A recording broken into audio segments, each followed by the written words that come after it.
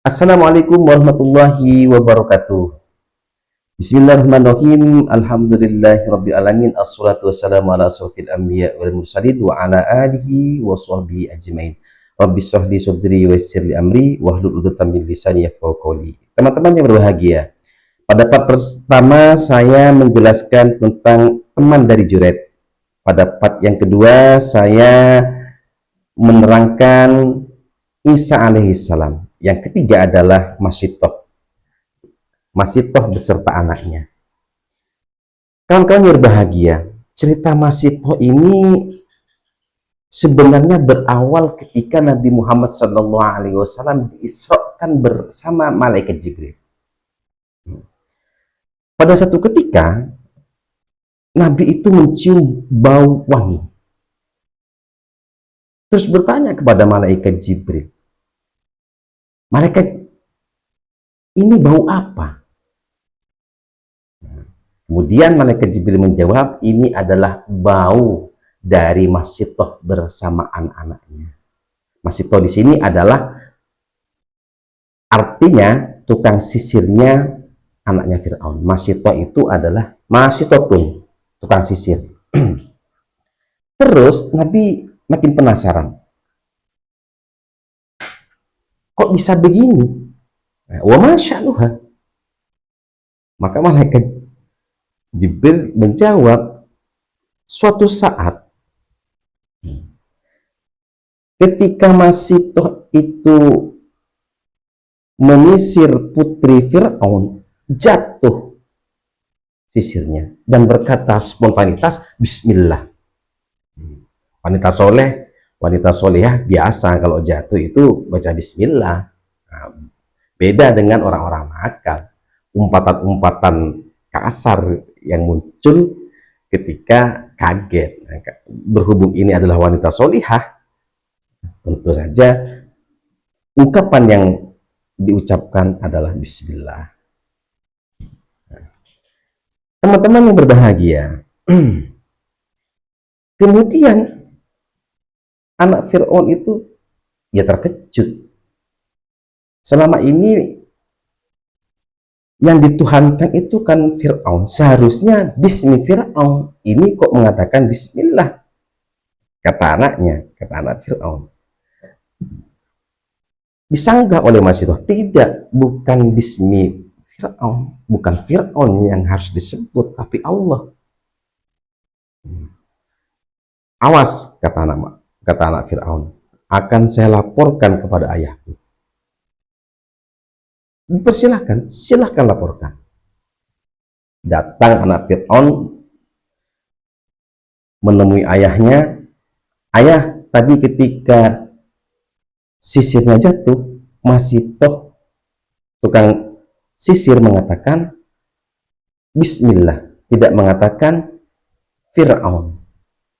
Maka dipanggillah Masitoh. Hei Fulana, kesini. Apakah kamu memiliki Tuhan selainku? Iya, jawab Masitoh. Rabbi wa rabbukallah, Tuhanku dan Tuhanmu adalah Allah. Secara tegas mengatakan demikian. Terus Fir'aun menyuruh para pembantunya untuk membawa kendir besar yang terbuat dari tembaga, lalu dipanaskan. Kemudian Fir'aun menyuruh Masitoh untuk dilemparkan beserta anak-anaknya ke dalam tungku tersebut. Masitoh tidak keberatan. Iya, tidak apa-apa. Tapi dengan syarat. Apa kata Fir'aun? Saya ingin tulang-tulangku dan tulang anakku dijadikan dalam satu baju, kemudian dikuburkan. Jadi keinginan Masitoh itu ingin tulang-tulangnya sudah dibakar, tulang-tulang dia dan tulang-tulang anaknya dijadikan satu dalam satu kafan, kemudian dikuburkan. Fir'aun mengiyakan. Oke, dzalika laki alaina minal haq. Iya, akan saya tunaikan kewajiban saya. Terus setelah itu Fir'aun menyuruh melemparkan anak-anaknya Masitoh, ya, dilemparkan satu persatu sampai giliran anak yang masih disusui.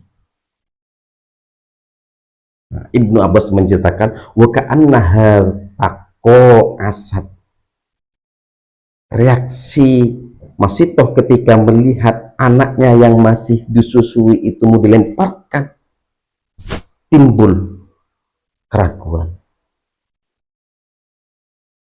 Teman-teman yang berbahagia, nah disinilah ya, salah satu bayi yang bisa bicara di saat masih dalam timbangan adalah anaknya Masitoh. Dia berkata, ke ummah ittahini fa inna adzabad dunya ahwanu min adzabil akhir. Masuklah wahai ibuku, masuklah wahai ibuku, sesungguhnya siksa dunia itu lebih ringan ketimbang siksa akhirat. Fakta amat. Kemudian Masitoh masuk.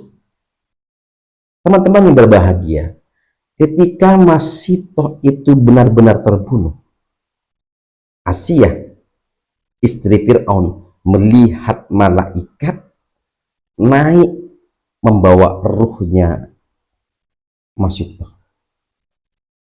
Allah membukakan mata hatinya, dan Asiyah telah melihat ketika Masitoh sedang disiksa.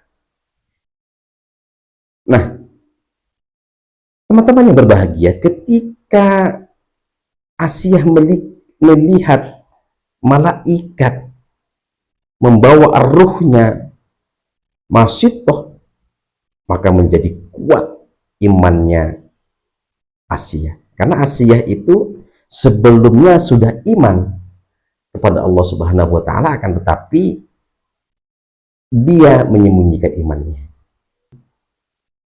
Sedang asik-asiknya melihat malaikat membawa ruhnya Masitoh, masuk Fir'aun dan memberi informasi tentang Masitoh. Maka Siti Asiyah berkata, al-wailulaka, celaka bagi kamu, ma'ajroka Allah, alangkah beraninya engkau Fir'aun terhadap Allah. Kemudian Fir'aun dengan sombongnya berkata, mungkin kamu sudah gila seperti Masitoh. Dia berkata, ma bijununun, saya tidak gila, akan tetapi saya iman kepada Allah Subhanahu wa Ta'ala, Tuhanku dan Tuhanmu dan Tuhan semesta.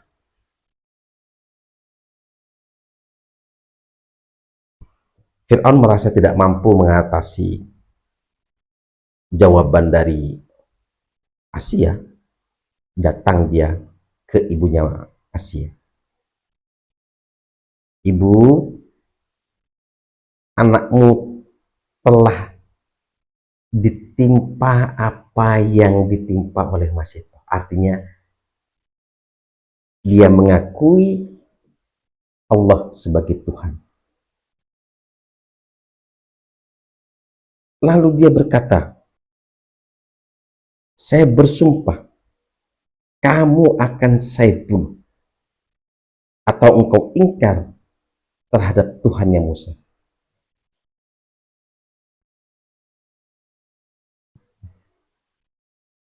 Kemudian ibunya melepaskan dan sangat ingin anaknya bisa mengikuti kata-kata Fir'aun. Tapi Asiyah menolak dengan jawaban, kalau saya harus kufur kepada Allah, enggak mau. Maka Fir'aun menyuruh pengawal-pengawalnya untuk memasang 4 pasak. Kemudian Fir'aun menarik tubuhnya Asiyah dengan ditancapkan pada 4 pasak dan disiksa sampai mati. Nah, ketika Asia akan melihat kematian, dia berdoa, Rabbibnili indaka baitan fil jannah. Wahai Tuhanku, bangunkanlah untukku di sisimu rumah di surga. Wa najjini min fir'auna wa amalihi, dan selamatkanlah aku dari Fir'aun dan perbuatannya. Wa najjini minal qaumidz dzalimin, dan selamatkanlah aku dari kaum yang berbuat aninai. Teman-teman yang berbahagia, kemudian Allah Subhanahu wa taala membuka tirai mata hatinya dan melihat malaikat dan melihat apa-apa saja kemuliaan-kemuliaan, kekeramatan-keramatan yang disediakan untuknya. Lalu Siti Aisyah itu tertawa. Tertawanya Siti Aisyah oleh Fir'aun disangka dia gila. Tuh lihat tuh gila. Kemudian setelah Siti Aisyah berdoa, dia mati. Teman-temanku yang berbahagia, saya cukupkan cerita Aisyah beserta anak-anaknya yang membuat Rasulullah SAW menjadi penasaran.